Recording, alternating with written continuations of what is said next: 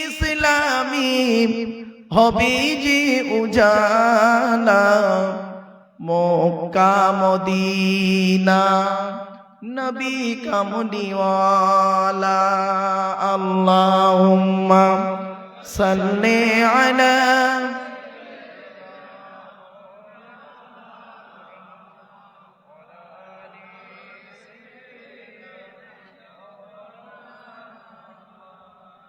কোরআনে আল্লাহ কি বলতে শুনবেন ইন্নামা ইউরিদুশ শাইতানু আন ইউকিয়া বাইনাকুমুল আদাওয়াতা ওয়াল বাগদাআ ফিল খামরি ওয়াল মাইসিরি ওয়া ইয়াসুদ্দাকুম আন যিকরিল্লাহ ওয়া আনিস সালাত।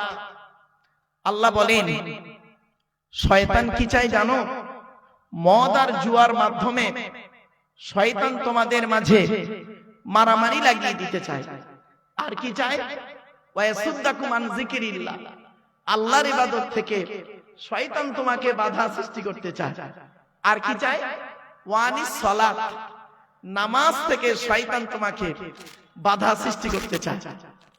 একদম কোরআনে এটা একদম বাস্তব।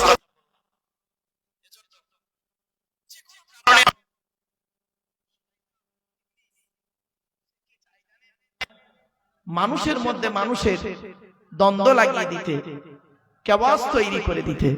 তো আমার বাপেরা, আমি আপনাদের কাছে অনুরোধ করবো আজকের এই জলসার দিন, পবিত্র দিনে খবরদার চিৎকার চেঁচামেচি না করে আপনারা ফিরে আসুন কোরআনের মাহফিলে। মসজিদের সামনে জলসা, উত্তম জায়গা। জলসার উত্তম জায়গা হলো এইটা। অনেক সময় মাঠে জলসা করেন, সেখানে বসার ঠিক মতো জায়গা থাকে না, ঠিক না? আর মসজিদের সামনে খুব সুন্দর জায়গা, সামনে মসজিদ, তার সামনেই বসেছেন, কোরআনের আলোচনা করছেন, আলোচনা শুনছেন। আল্লাহ আমাদের শোনার বলার আমল করার তৌফিক যেন দান করে, বলুন আল্লাহুম্মা আমিন। وقال الله تعالى في كلام المجيد والفرقان الحميد إن الله وملائكته يصلون على النبي يا أيها الذين آمنوا صلوا عليه وسلموا تسليما اللهم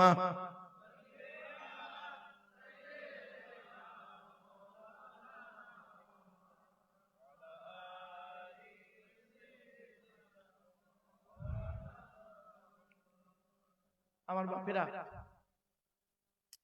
এবারে আসছি জলসা কমিটি হতে গেলে বাপ তাকে 5 ওয়াক্ত কি হবে? নামাজি হতে হবে। এখন শুধু জলসা কমিটি পড়বে আর বাকি পড়বে না, না, বক্তা শ্রোতা কমিটি উভয়কেই করতে হবে। আসুন, একজন মোমেন আর গায়ের মোমেন, মানে মোমেন নয়, মুসলিম আর অমুসলিমের পার্থক্য কি জানেন? নবীজি বলেছেন তারকুস সালাত, নামাজ হলো পার্থক্য। মোমেনটা নামাজ পড়ে আর গায়ের মোমেনটা নামাজ পড়ে না। তো নামাজের গুরুত্ব কি বুঝতে পারছেন? আরেকটা এক্সাম্পল দিচ্ছি, শুনে নিন। ইহুদিদের একটা কিতাব আছে, কিতাবটার নাম হলো তালমুদ। কি বললাম বাবা, একটু বলে? তালমুদ, ইহুদিদের ধর্মগ্রন্থ। আলোচনা করতে করতে চলে আসে, তো তাই দু একটা কথা বলে ফেললাম। ইহুদিদের একটা কিতাব আছে, কিতাবটার নাম হলো তালমুদ। খুব মানে অনেকগুলো খণ্ড আছে। তো এই তালমুদ কিতাবে লেখা আছে, কি লেখা আছে শুনুন। হে ইহুদিরা, তোমরা মুসলমানদের সঙ্গে সেই দিন থেকে আর পারবে না, হেরে যাবে। কোন দিন? যেদিন তোমরা দেখবে মুসলমানদের ফজরের নামাজ, ফজরের নামাজের জামাত জুম্মার নামাজের জামাতের সমান হবে। জোরে বলো। তার মানে যত লোক ফজরে নামাজ পড়বে, মানে জুম্মার নামাজে যত লোক হাজির হবে, তত লোক যেদিন ফজরের নামাজে হাজির হবে, সেদিন থেকে তোমরা বুঝে নেবে এরা যাই তাই মুসলমান নয়, এরা হলো সেই 1400 বছর আগে হযরত মুহাম্মদ সাল্লাল্লাহু আলাইহি সাল্লামের সঙ্গে থাকা মুসলমানের উত্তরসূরি যে মুহাম্মদ সাল্লাল্লাহু আলাইহি ওয়াসাল্লাম 313 জন মুসলমানকে নিয়ে 1070 মোকাবেলা করতে গিয়ে বদরের যুদ্ধের প্রান্তরে মাত্র 14 জনকে হারিয়ে ইসলামের পতাকা পুঁতেছিল, যারা নাকি কোরআন হাদিস আল্লাহ এবং নবীকে জীবনের চাইতে, ছেলে মেয়ে টাকা পয়সা ধন সম্পদ জীবনের চাইতে আল্লাহ এবং নবীকে তারা বেশি ভালোবেসেছে, এরা হলো তাদের উত্তরসূরি। সেই দিন থেকে আর তোমরা মুসলমানদের সঙ্গে পারবে না। ইহুদিরা এখন থেকে খবর রাখে মুসলমানদের জুম্মার নামাজে কটা লোক হচ্ছে দেখ, আর ফজরের নামাজে কটা লোক হচ্ছে দেখ। ইহুদিরা দেখছে মুসলমানদের জুম্মার নামাজে এরা মসজিদে 3 তালা ভর্তি করে দেয়, আর ফজরের নামাজে ইমাম সাহেব আর 5টা বুড়ো ছাড়া আর কেউ আসে না। ওরা বুঝিয়ে দিয়েছে মালগুলো যত মারবি তত লাভ, কোনো গোনা হবে না। আমি কি বোঝাতে পারলাম? বাবাজি, নামাজ হলো এমন জিনিস, নামাজ কি করে? ইন্নাস সালাতা তানহা আনিল ফাহশাই ওয়াল মুনকার। নামাজ বেহারামি খারাপ কাজ থেকে মানুষকে পরিবর্তন করে ভালোর দিকে নিয়ে আসে। খবর নিয়ে দেখবেন কোন ফিতনা ফাসাদে কোন খাঁটি মুমিন নামাজি যায় না, ঠিক না বেটি? থাকবে না, সে চেষ্টা করবে বাবা দরকার নেই পালাই সরে পড়বে। ওয়াইদা খাতাবাহুমুল জাহিলুনা ক্বালু সালামা, তারা তখন বলবে শান্তি থাকো, ঝগড়া মারামারি করো না, চল চল। আমার বাপেরা, এজন্য মুমিন যারা হবে তাদের এগুলো শর্ত আছে গো বাপ। চলে এগিয়ে যাই। এবার আসছি মসজিদ কমিটি। বাবা, মসজিদ কমিটি যাকে তাকে করবেন না, গোনা হবে। মসজিদ কমিটি হতে গেলে এই কোরআনে আছে, আমার বাবার কথা নয়, এই কোরআনে আছে কমসে কম 5টা গুণ যার মধ্যে থাকবে সেই ব্যক্তি মসজিদ কমিটি হওয়ার যোগ্য ব্যক্তি। কটা কথা কটা বললো? 5টা গুণ বলবো কি? হ্যাঁ, শুনে কোরআনের কোথায় লেখা আছে আমি বলে দিচ্ছি। আচ্ছা, তার আগে একটা প্রশ্ন করি, মসজিদ কার ঘর? তা মসজিদ যদি মসজিদ আল্লাহর ঘর, তার প্রমাণ কি? সূরা জিনে আল্লাহ বলেছে ওয়া আন্নাল মাসাজিদা লিল্লাহি ফালা তাদউ মাআল্লাহি আহাদা। মসজিদগুলি হলো আল্লাহর জন্য, আল্লাহ ছাড়া অন্য কারোর আরাধনা উপাসনা করিও না। তাহলে বোঝা গেল কি? মসজিদ আল মসজিদু বাইতুল্লাহ, মসজিদ হলো আল্লাহর ঘর। এবার আপনাদের বলি, মসজিদ যদি আল্লাহর ঘর হয় তাহলে মসজিদের কমিটি করবে কে? বলুন, যার ঘর সে, তার মানে কে করবে? আল্লাহ করবে। তা মসজিদ কমিটি তো আল্লাহ কোরআনে করে দিয়েছে, এই কোরআনে তো আল্লাহ কমিটি করে দিয়েছে। আপনাদেরকে আমরা বলিনি, আপনার যাকে তাকে কমিটি বানিয়ে দিয়েছেন, সভাপতি সেক্রেটারিকে শেয়ার করে দিয়েছে। এর জন্য কিয়ামতের মাঠে আপনি জাহান্নামে যাবেন। আল্লাহ তো বলে দিয়েছে, আমি তো কোরআনে বলে দিয়েছি আমার ঘরের দায়িত্ব কে নেবে, আমার ঘরের দায়িত্ব কে নেবে আমি কোরআনে বলে দিয়েছি। তুই কোরআনের বাইরে গেছিস কেন? ও, ছাদ হওয়ার সময় মসজিদে ছাদে 1 লক্ষ টাকা দিল বলে তাকে যে হলো কোটিপতি তারে বানালি সভাপতি? ও তোদের খাতায় সভাপতি, আমার কোরআনের খাতায় সভাপতি নয়। আমার কোরআনের খাতায় মসজিদ কমিটির সভাপতি সেক্রেটারি কে? কোরআন বলছে, আমি বলি নাই, কোরআন বলছে। আমি আজকে একটু বাংলা অর্থ করে আপনাদের বলে দিচ্ছি। কোরআন বলছে ইন্নামা ইয়া'মুরু মাসাজিদাল্লাহি মান আমানা বিল্লাহ ওয়াল ইয়াউমিল আখিরি ওয়া আকামাস সালাতা ওয়া আতাজ যাকাত ওয়া লাম ইয়াখশা ইল্লাল্লাহ ফাআসা উলাইকা আন ইয়াকুনু মিনাল মুহতাদিন। আয়াতটি কোথায় আছে? 10 নম্বর পারার 8 নম্বর পৃষ্ঠার 9 নম্বর লাইনে, সূরার নাম সূরা তাওবার 18 নম্বর আয়াতে। বাংলা মানেটা কি? আল্লাহ বলছেন মসজিদ কমিটি কাকে করবি বান্দা শোন, যার মধ্যে কমসে কম 5টা গুণ থাকবে। 1 নাম্বার হলো মান আমানা বিল্লাহ, যে ব্যক্তি আমি আল্লাহকে 100% বিশ্বাস করবে ওই ব্যক্তিকে মসজিদ কমিটি করবি। আল্লাহকে কত পার্সেন্ট বিশ্বাস করতে হবে? 100%। কিরকম বিশ্বাস? শুধু লা ইলাহা ইল্লাল্লাহ বলবেন পাপ মার মানে পার হয়ে গেলেন না। এখানে বসে বসে ভাবুন, এখানে বসে বসে ভাবুন, আমার পৃথিবীতে কেউ নেই, একমাত্র আমার আল্লাহর নবী ছাড়া। এখানে বসে ভাবুন, আপনার স্ত্রী আপনার আপন নয়, আপনার স্বামী আপনার আপন নয়। এখন স্ত্রী আপন নয়, তার কি প্রমাণ? কোরআন থেকে দিচ্ছি, কোরআন থেকে দিচ্ছি। ইয়াউমা ইয়াফিরুল মারউ মিন আখিহি ওয়া উম্মিহি ওয়া আবিহি ওয়া সাহিবাতিহি ওয়া বানিহি। সেই কিয়ামতের মাঠে স্বামী তার স্ত্রীর কোনো উপকার করতে পারবে না, ভাই তার বোনের কোনো উপকার করতে পারবে না, পিতা তার সন্তানের কোনো উপকার করতে পারবে না, বন্ধু বন্ধুর কোনো উপকার করতে পারবে না। হয়ে গেল। আপনার বাপ আপনার আপন নয়, আপনার ছেলে আপনার আপন নয়। তার দলিল কোরআন বলছে, ইয়া আইয়ুহান নাসু তাকু রাব্বাকুম ওয়াখশাউ ইয়াওমান লা ইয়াজজি ওয়ালিদুন আন ওয়ালাদিহি। 21 নম্বর পারা 13 নম্বর পৃষ্ঠা একেবারে 11 নম্বর লাইন, সূরার নাম সূরা লোকমানের 33 নম্বর আয়াত। হে মানব জাতি, সেই দিনের ভয় তোরা করো যেদিন বাপ তার ছেলের কোনো উপকার করতে পারবে না। তাহলে বাপও আপন নয়, স্ত্রীও আপন নয়, ভাইও নয়, বোনও নয়। তাহলে আপন কি? একমাত্র আল্লাহ। এখানে বসে বসে ভাবুন, এই পৃথিবীতে আমার কেউ নেই, একমাত্র আমার আল্লাহ যদি আমার সহায়তা থাকে, আমার আর কারোর প্রয়োজন নেই। কিছু বুঝতে পারছেন? আপনি লোকের উপরে নির্ভর করেন, আর যারা খাঁটি মুমিন হয় তারা ভরসা করে কার উপরে? জোরে বলুন, ওয়া আলাল্লাহি ফালিয়াতাওয়াক্কালিল মুমিনুন। মুমিনরা একমাত্র আল্লাহর উপরে ভরসা করে। আপনি টাকা পয়সা ব্যবসা বাণিজ্য ছেলে মেয়ের উপরে নির্ভরশীল, কিন্তু যারা খাঁটি মুমিন হবে, আল্লাহ বলছেন ইজা আযামতা ফাতাওয়াক্কাল আলাল্লাহ ইন্নাল্লাহা ইউহিব্বুল মুতাওয়াক্কিলিন। 4 নম্বর পারা 10 নম্বর পৃষ্ঠা 3-4 নম্বর লাইন, সূরার নাম সূরা আল ইমরান। আল্লাহ বলছে, বান্দা তুই যখন কোনো কাজ করতে যাবি, বান্দা তুই যখন কোনো কাজ করতে যাবি, পৃথিবীর কোনো ব্যক্তি বস্তুর উপরে ভরসা করে কাজে নামবি না, একমাত্র তুই আল্লাহর উপরে ভরসা করে কাজে নামবি। যারা আল্লাহর উপরে ভরসা করে কাজে নামে, আমি আল্লাহ তাদের অত্যন্ত ভালোবাসি। ও জলসা কমিটির ভাইয়েরা বাবাজিরা, জলসা দেবেন কোন ব্যক্তির উপরে ভরসা করে নয়, জলসা দেবেন আল্লাহ রাসূলের ভালোবাসায়, আল্লাহর ভালোবাসায়, কবরবাসীর উদ্দেশ্যে ইসালে সওয়াব। আমার ভাষা বুঝতে পারছেন বাপেরা? বাপ মরে গেছে, মা মরে গেছে, চাচা চাচি, নানা নানি, দাদা দাদি, খালা খালু, ফুপা ফুফু, মামা মামি, শ্বশুর শাশুড়ি, স্বামী স্ত্রী চলে গেছে, তাদের আত্মার কল্যাণের জন্য, রূহে মাগফিরাতের জন্য কোরআনের মাহফিল দেওয়া।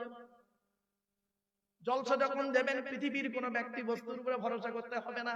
আল্লাহ বলে, বান্দা আমার উপরে ভরসা করে তুই আমার কাজে নামবি, আমার কোরআনের আলোচনা শুনবি, করবি, শুনবি, শোনাবি, আমি আল্লাহ তোর দায়িত্ব নিয়ে নেব। মাল্লা হলো মাওলা, পালা হলো কুল। যে ব্যক্তি আল্লাহর হয়, আল্লাহ তারও হয়ে যায়। খাঁটি খাঁটি ঈমান কাকে বলে একটা বলবো, একটা উদাহরণ দেবো। খাঁটি ঈমান কাকে বলে? এই দেখেন, একটা ছোট্ট উদাহরণ, একদম সঠিক উদাহরণটা দিচ্ছি, বুঝে নেন। আপনারা কোনোদিন আজমির শরীফ বলে একটা জায়গা আছে, গেছেন? আমি আজমির শরীফে বহুবার গেছি, ওখানে জলসাও করে এসেছি।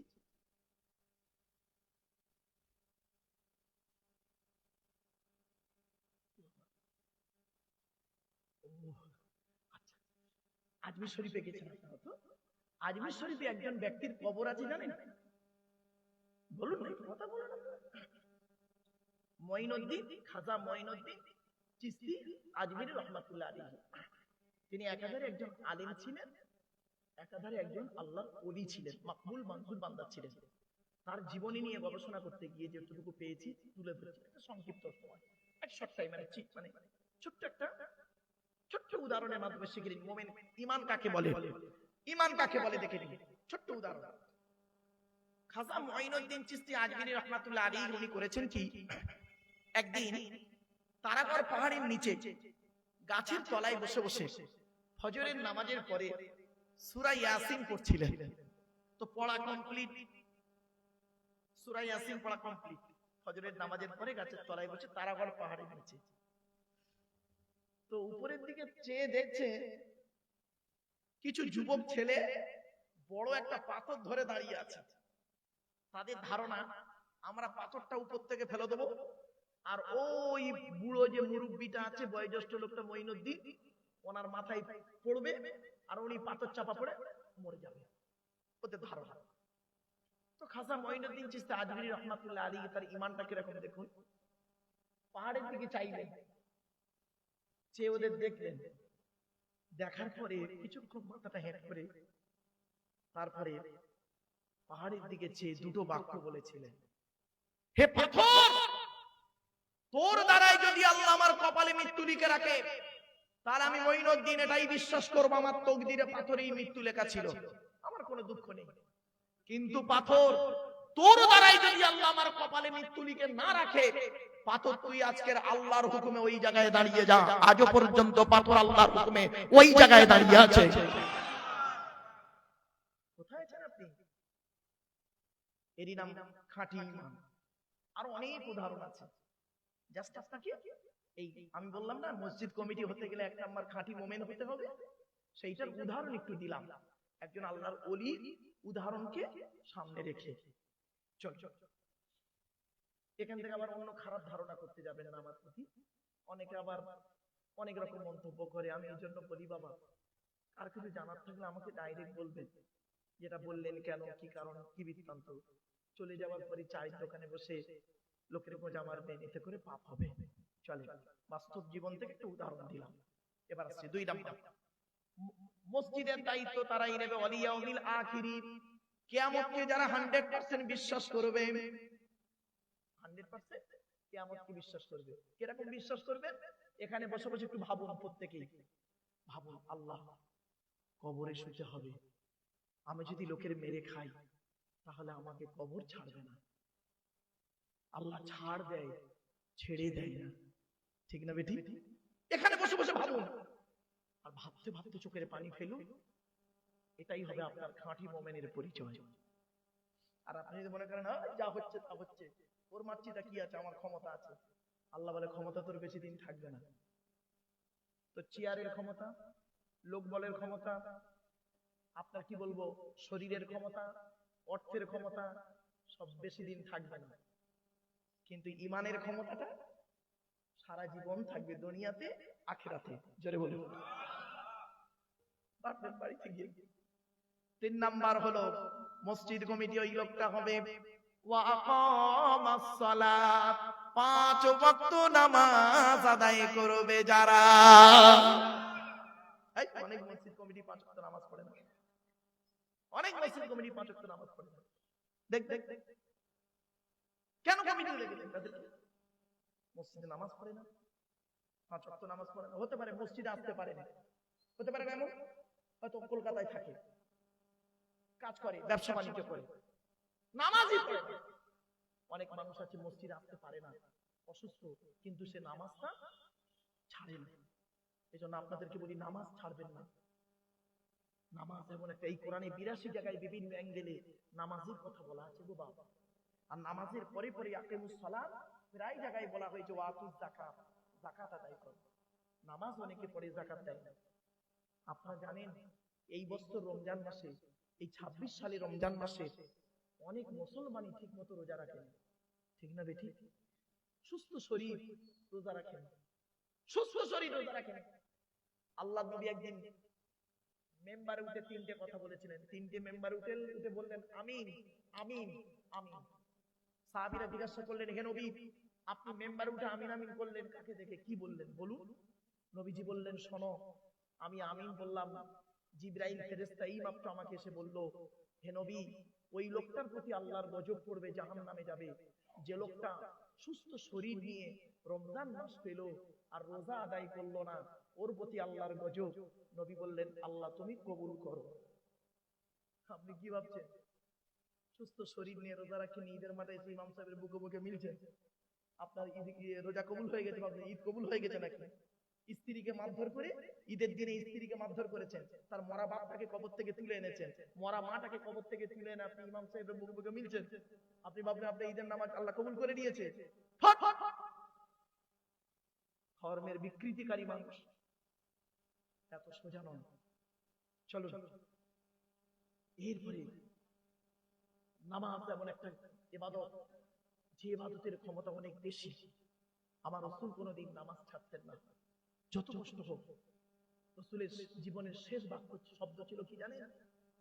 ইন্তেকালের শেষ শব্দ ছিল সালাত, as-সালাত, সালাত, নামাজ, নামাজ। রাসূল যখন ইন্তেকাল করেন, আম্মা জান আয়েশাকে, ওনার স্ত্রী আয়েশা আম্মা জান আয়েশাকে বললেন, নবীর স্ত্রীরা হলো আমাদের মা। কি বললাম? নবীর স্ত্রীরা কি হবে আমাদের? জোরে বলুন মা। এই জন্য আম্মা জান খাদিজা বলা হয়, আম্মা জান আয়েশা বলা হয়। কেন? তার প্রমাণ কি? এই কোরআনে আছে, সবই রয়েছে এর ভিতরে। এই কিতাবটা পড়ুন না, এই কিতাবটা না পড়ে, এর ব্যাখ্যাগুলো না পড়ে, হাদিসগুলো না পড়ে তৃতীয় ব্যক্তির মতামতকেও গুরুত্ব দিয়েছেন, তা আপনার উপরে তো গজব পড়বেই। আপনি কোরআন হাদিসকে ছেড়ে দিয়েছেন। নবীর স্ত্রী আমাদের মা, তার প্রমাণ সূরা আহজাব 21 নম্বর পারার 17 নম্বর পৃষ্ঠা 11 নম্বর লাইন, সূরার নাম সূরা আহজাব। আন-নাবিয়্যু আউলা বিল মুমিনিন, নবী হচ্ছে মুমিনদের কাছে সবথেকে শ্রেষ্ঠ, আল্লাহর ওলি। আর ওয়াজওয়াজুহু, নবীর স্ত্রীরা হলেন উম্মাহাতুহুম, তাদের মায়ের মতো। জোরে বলুন সুবহানাল্লাহ। এই জন্য আম্মা জান আয়েশা বলবেন, আম্মা জান খাদিজা বলবেন। কথা মনে থাকবে, ভুল বুঝবেন না। আমি কোরআন থেকে দলিলটাও দিয়ে দিলাম। চলো চলো। তো আম্মা জান আয়েশা বলছেন, আল্লাহর নবী ইন্তেকাল করছেন, তদাবিও শেষবারে বললেন, আয়েশা একবার মসজিদে নববীর দিকে আমাকে চোখ মানে মুখটা ঘুরিয়ে দেখাও না, আমি আমার সাহাবীদের জীবনের শেষবারে অন্তত তাদের নামাজ পড়াটুকু একটু দেখি।